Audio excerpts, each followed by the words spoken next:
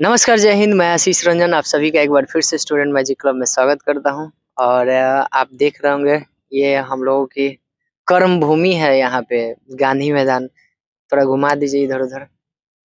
आप भी यहाँ पे पटना में कहीं रहते होंगे तो आप ज़रूर यहाँ पे फिजिकल के लिए, दौड़ने के लिए, घूमने के लिए या फिर आप थोड़ा-सा टाइम पास करने के लिए भी आए होंगे कभी न कभी।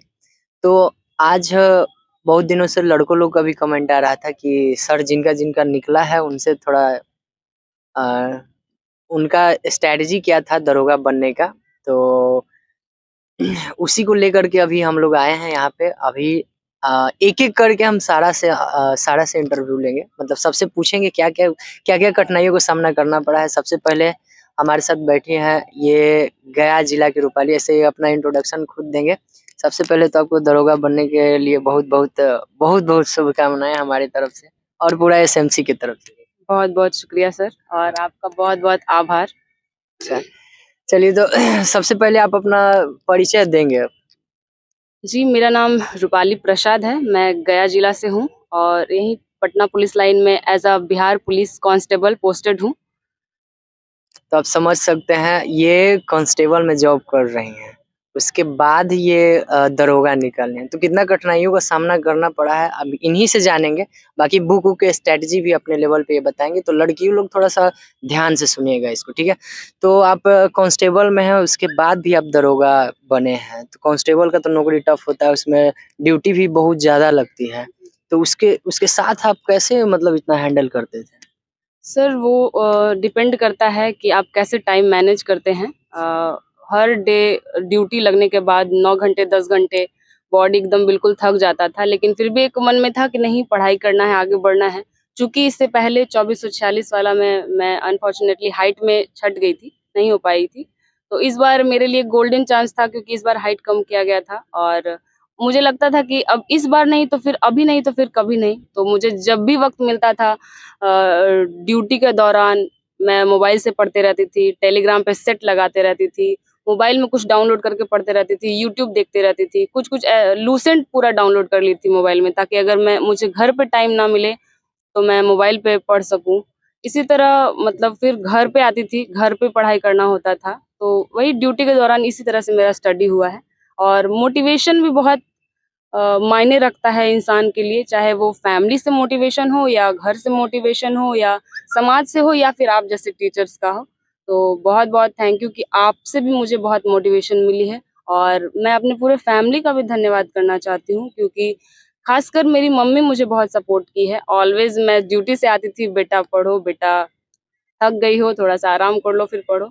मम्मी को मैं बहुत दिल से थैंक यू करना चाहती हूँ कि मुझे इतना सपोर्ट की आज मैं इस मुकाम पे पहुँची हूँ तो ख़ासकर मेरी मम्मी की वज़ह से क्योंकि मुझे बहुत मोटिवेट की है और मैं हर पेरेंट्स से भी ये कहती हूँ कि बच्चों में ख़ासकर मोटिवेशन बहुत ज़रूरी होता स्पेशल है। लड़कियों के लिए ज़रूर। बिल्कुल, बिल्कुल। आप आप एकदम अंदर से मोटिवेटेड रहिए, आपको दुनिया का कोई इंसान मोटिवेट नहीं कर सकता है जब तक कि आप खुद से अंदर से मोटिवेटेड ना रहें और आप जैसे सर तो हैं ही ऑलमोस्ट एकदम मोटिवेट करने के लिए, तो एक बात बताना चाहते हैं, ये हम लोग से जुड़ी थी 2020 ही में ना, कोरोना टाइम में, जी। कोरोना के बाद। तो उस टाइम इनका हाइट कम था लेकिन उस बार भी मार्क्स बहुत अच्छा था। तो उस टाइम हम बोले भी थे कि चलिए कोई बात नहीं, आपका तैयारी मस्त है। आपको हो सकता है हाइट कम तो सौभाग्य अच्छा था कि लड़कियों का हाइट भी कम कर दें। 159 था ना आपका जी, हाइट? जी। 159 था, 1 सेंटीमीटर से पीछे थे। तो कोई बात नहीं, अभी अभी आपका फाइनली दरोगा हो चुका है। और तो कैसा लग रहा है अभी आपको? सर ये तो आउट ऑफ द वर्ल्ड वाला फीलिंग है, जो कि बता नहीं सकते। अभी जो हम लोग पढ़ाई करते थे उस वक़्त तो वाक़ई ऐसा फ़ील नहीं होता था कि ऐसा फ़ील भी हो सकता है दरोगा के रिज़ल्ट आने के बाद। सो मैं तो यही कहूँगी कि आप लोग एकदम स्टडी कीजिए, एकदम जी-जान लगा दीजिए, एकदम गर्दा उड़ा के स्टडी कीजिए, तभी ये फीलिंग्स आपको इस वक़्त आ सकता है क्योंकि पढ़ने के वक़्त ऐसा फीलिंग्स नहीं आता है, जो उनके अभी लिए 2 फ़ील हो लाइन रहा है। ज़रूर बोलें जो जॉब कर रहे हैं। उनके जॉब लिए करने के साथ में उनके लिए तो हम यही बोलना चाहेंगे कि अगर मन में ये उनके प्रति निष्ठा है, मेरे लिए ऑलवेज़ ये स्लोगन रहा है कि मान लो तो हार है और ठान लो तो जीत है। ये मुझे ऑलवेज़ मोटिवेट किया है और उनके लिए भी हम यही बोलना चाहेंगे कि अगर मन में वो ठान लेती हैं या ठान लेते हैं कि मुझे ये करना है, तो उनके लिए कोई जॉब बैरियर नहीं है और ऐसा नहीं है कि वो जॉब के दौरान पढ़ नहीं सकते हैं या फिर ऑफ कोर्स पढ़ सकते हैं, वो खुद पे डिपेंड करता है टाइम मैनेजमेंट कैसे करते हैं और कितना वो लगन से मेहनत करके पढ़ाई करते हैं, ये डिपेंड करता है आप पे। और जी सर। थोड़ा-सा अब हम आएँगे आपके बुक की ओर, स्ट्रैटेजी की ओर। ऐसे तो हम बताते ही रहते हैं सभी के लिए। तो आप बुक के लिए क्या प्रेफ़र करेंगे? मतलब कौन-कौन सा बुक पहले प्राथमिकता दिए थे, उसके बाद कौन-सा, और फिर एक्स्ट्रा अगर आप कुछ पढ़े हैं, तो क्या पढ़े हैं एक्स्ट्रा? सर फर्स्टली तो लूसेंट सागर है। उसके सिवा आप अगर किसी अदर बुक पे जाते हैं तो वो ख़ैर आपकी चॉइस होगी, लेकिन मेरे लिए मेरा फर्स्ट प्रेफ़रेंस यही है लूसेंट। उसको हम कम से कम 10 से 15 बार पढ़े होंगे, मतलब हम बहुत बार ही उसको पढ़ चुके हैं। और उससे अदर बुक हो गया एनसीईआरटी का सार संग्रह हो गया, या फिर हम क्राउन भी पढ़े हुए हैं। और भी मुझे जहाँ से भी जो भी सोर्स मिलता था हम वो पढ़ते थे। और अगर मुझे लगता था कि कुछ न्यू क्वेश्चन्स हैं, वो हम कभी देखे नहीं हैं, तो एक नोट्स कॉपी में मैं बनाई हूँ। कम से कम 2 से 3 कॉपी मेरा फुल नोट्स बन चुका है, मतलब इसी तरीके से कि अरे ये तो न्यू क्वेश्चन है, अरे ये तो न्यू क्वेश्चन है, इसको लिख लेना चाहिए। तो लास्ट वक़्त में मुझे वो भी बहुत काम किया है, मेरा 2 से 3 कॉपी खुद से बनाया हुआ। ये आप पे डिपेंड है कि आप बनाना चाहते हैं या चाहती हैं या नहीं चाहती हैं। अगर आपको ऐसे ही लगता है कि नहीं मैं बाय बुक से भी पूरा पढ़ सकती हूँ, मुझे सारा कुछ याद रह रहा है, तो फिर बुक बनाने की ज़रूरत नहीं है। और ख़ासकर स्ट्रैटेजी ज़रूर रखिए कि मुझे दिन भर में कितने घंटे पढ़ने हैं, कितना टाइम देना है। ख़ैर पढ़ाई के लिए तो कोई टाइम नहीं होता है, बट फिर भी अगर आप चाहते हैं कि हाँ, पता नहीं चल रहा है कि कितना घंटे पढ़ें, तो एक टाइम बना लीजिए कि हाँ अब ये क्रियाक्रम करके अब अभी से बैठ जाना है 5 घंटे, 6 घंटे, तो इसी तरीके से जब मेरा से चल रिज़ल्ट आया होगा तब से तो मतलब बधाई, ताता, आस-पास के लोग, थोड़ा इज़्ज़त-सम्मान सब कुछ बढ़ जाता है। तो जी। कैसा फ़ील हो रहा है आपको अभी? जी सर, जैसा कि हम बोले आपको कि ये आउट ऑफ द वर्ल्ड वाला फीलिंग है। बहुत सारे गाँव से भी बहुत सारी बधाई आ रही हैं। जो मुझे नहीं जानते थे उनका कॉल आ रहा है। जो बचपन में मतलब अननोन लोगों का कॉल आ रहा है। यहाँ से भी बहुत लोग, पुलिस लाइन से भी बहुत लोग मुझे सम्मान दे रहे हैं। पहले मुझे आई डोंट थिंक कि इतने लोग जानते होंगे जितना आफ्टर दरोगा के रिज़ल्ट के बाद लोग मुझे जान रहे हैं। तो सबको बहुत-बहुत थैंक यू तो मेरी सब तरफ लोग देख रहा है, सुन लिए क्या बोला गया है अभी। इस बात पे ज़रूर आप गौर करिएगा कि मेहनत आपको करना है, चाहे कुछ भी हो जाए, कहीं से भी करें, मेहनत आपको करना है। और सबसे ज़्यादा एक बात और बताना चाहेंगे कि सबसे ज़्यादा रिज़ल्ट जो खुद से पढ़ता है, जो बहुत अच्छे से खुद से पढ़ते हैं वही होता है, या फिर 3-4 का ग्रुप, और वो भी तगड़ा ग्रुप होना चाहिए। सब अपने आप में मतलब इच्छुक रहना चाहिए, इच्छा शक्ति कभी कम नहीं होना चाहिए।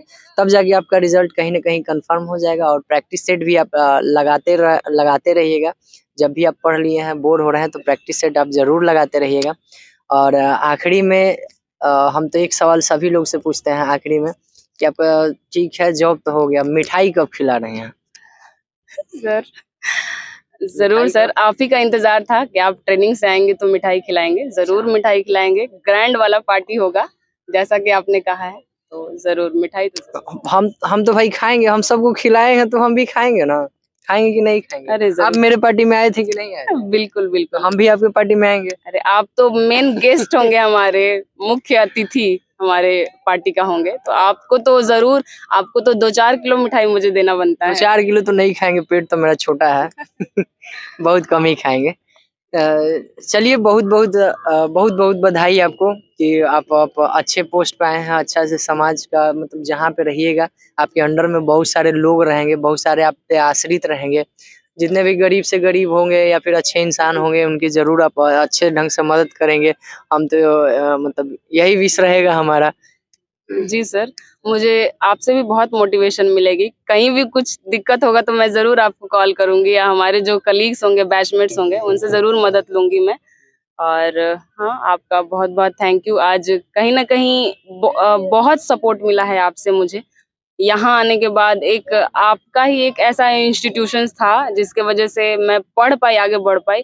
वरना विदाउट आपके इंस्टीट्यूशंस के मुझे थोड़ा-सा दिक्कत होता ज़रूर, मतलब आगे बढ़ने में। बहुत-बहुत आभार एसएमसी का भी, आपका भी बहुत-बहुत आभार कि मुझे यहाँ तक आने में मदद मिली।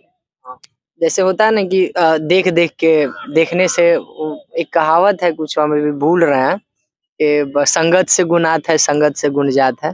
तो वही शायद मोटिवेट बहुत मिलता है, अगर सामने वाला निकलता है तो बहुत ज़्यादा मोटिवेट मिलता है। हमारे साथ ही में पढ़ती थी प्रैक्टिस सेट लगाना या फिर क्विज वगैरह में शामिल होना या फिर क्लास में भी शामिल होना। समय कम रहने के बाद भी सुबह शाम करके किसी तरह से मैनेज करते थे। हम लोग को भी पता है लगभग 1.5 साल 2 साल से जुड़ी हुई थी, तो 2020 से आप समझ ही रहे हैं। तो फाइनली निकल गया है, तो बहुत ज़्यादा खुशी इनको भी हमें भी खुशी हो रहा है। हम तो सबके खुशी में खुशी मनाते रहते हैं। आप भी आइएगा तो आप भी खुशी मनाते रहेंगे। चलिए, तो बहुत-बहुत धन्यवाद। आप इतना कीमती समय दिए। अभी तो आपका समय भी बहुत ज़्यादा कीमती होगा। नहीं सर, ऐसी बात नहीं है। नहीं, ड्यूटी में रहता है ना। जी, आज जाना है, ड्यूटी तो है, बट आपके लिए तो ऑलवेज सर, ज़रूर। और चलिए, बहुत-बहुत धन्यवाद, बहुत-बहुत बधाई भी आपको हमारे तरफ से और एसएमसी पूरे परिवार की तरफ से। आप ऐसे ही सफल हों और आगे और भी अच्छे करें, अच्छे से काम करें, समाज की भलाई करें, समाज की सेवा करें। ठीक है? जी sir, okay sir, thank you so much.